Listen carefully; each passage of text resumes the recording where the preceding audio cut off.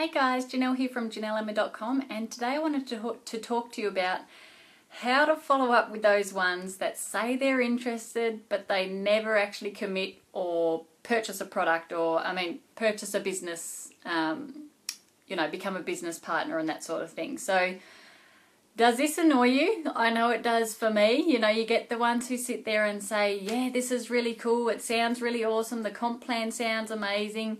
Or, they say, I know this person that would be really good at this and we could do it together, and they've got all these things going on. They're doing a lot of talking, but then they never take action. They never commit to, signing up as a distributor with you or as a business partner with you, and you always seem to be just chasing their tail or on their case, which is not what we want to do. But you think to yourself, well, this person's like a maybe. And the maybes are what kill us more than what the yeses or the nos do, in my opinion. How many maybes do you have that just seem to just sit there on some sort of a contact list that you have, and they've got a maybe next to them, or they've got a not right now, call me in a week next to them, or something like that. It can be so frustrating. And I just think that maybes kill us more than a no does, because we seem to have this thing in our mind that they're going to be a yes, and we've got some sort of a chance with them, or there's some sort of a chance to get the yes from them, and we're putting too much time into them. So that's what the problem ends up becoming.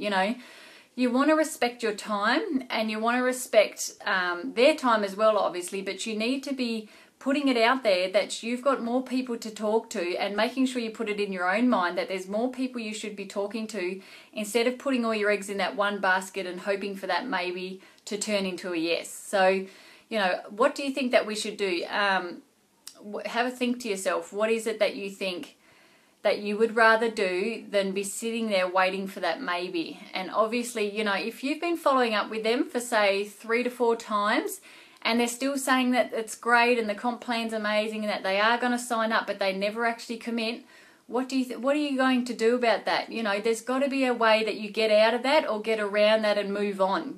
Stop having them in your mind. Stop having them on that bit of paper in front of you, that the follow-up list that you've got, or whatever it is that you use as your contact list. So, I think that we need to take them out of the ball court.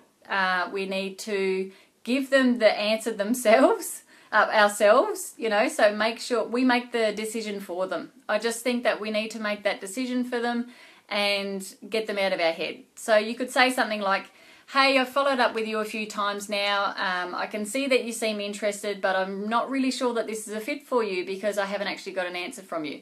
Or I'm not really sure that this is a fit for you at the moment because timing doesn't seem right, or something like that, and you can say to them, this is no friendship loss. This is nothing to do with our, our friendship or our workmanship or whatever it is, what kind of person they are. But you just want to give them the answer because they're not giving you the answer. So just say to them, I don't think this is a fit for you right now. I don't think it's the right time for you right now. I've got plenty of other people to talk to, and my time is very valuable, and I respect your time as well, and I don't want to have to be keeping on following up if it's going to go nowhere. I have many other people to speak to, and I need to start, putting my focus on them moving forward rather than, keep on following up with you. So, if they're a true friend, or if they're someone who respects your time and all that sort of stuff, they will understand that. But what could happen is, they may move on and say, okay, well, you're right, I'm sort of just fluffing about here, and I need to really, move on from this and not stuff you around as well. Or they may actually get, that fear of missing out because you've just told them you've got more people to follow up with. And a lot of people have that FOMO, that fear of missing out, and they don't want to miss out on anything that's been put in front of them. And it's like they want you to make that decision for them. It's like they're a bad decision maker and they want you to make that decision. So by pushing them that little bit and saying, I don't think this is a fit for you, so I won't bother you anymore, you're giving them that push that they need to actually make that decision. And by saying, I can take you off my list now, so we don't have to keep following up and stuff, they may actually start asking you more questions. They may, because they've got that fear of missing out, they may actually say, well, hang on, I've got a few more questions for you that I just want answered, and this is going to help make my decision. So, it could go both ways. It could be the fact that they are just wanting you to help them make that decision, or they need that little push. Maybe they're a bit, undecided because of something that's happening at the time in their life or whatever, or they have, it's just not the right time for them. But if you give them that little bit of a push, it may turn things around in their own mind. They may get that scare factor and ask a few more questions and then really get the proper decision out of them. So I think we need to take that power back ourselves and stop fluffing about with, follow-up after follow-up after follow-up if it's with the same person who just doesn't seem to be wanting to commit to us. There could be many reasons for it, and you need to respect your own time. You need to respect that this is your own business, and you need to be moving forward all the time with that and not just dealing with the maybes and putting your focus on them, because half the time the maybes end up being a no anyway. You just have to help them make that decision. Give them that little push and that little bit of a, well, I don't think this is for you, it doesn't seem like it's the right time attitude.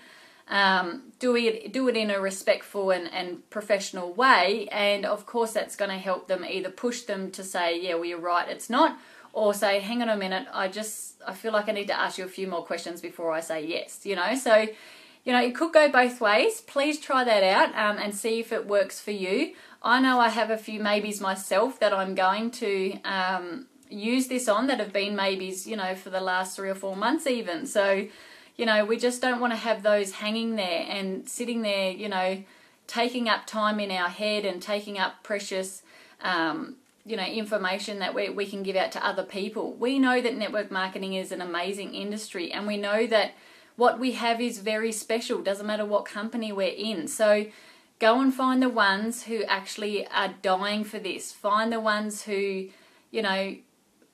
they've got money problems and it's keeping them up at night, or they've got family problems and it's keeping them up at night. Go and find those people. Be really in tune with the ones that you see have a true problem and listen to them. And, don't be out there just talking. Listen to their pain, listen to different things that they are telling you, and ask lots and lots of questions. The more questions you ask, the deeper you're going to dig, and the more that's going to get you an answer, or it's going to help them decide what it is that they want to do. So I hope you got value from this. Please like or share or comment if this was of value to you. Subscribe to my videos if you are finding value in them, and I'll see you all on the next video. See ya.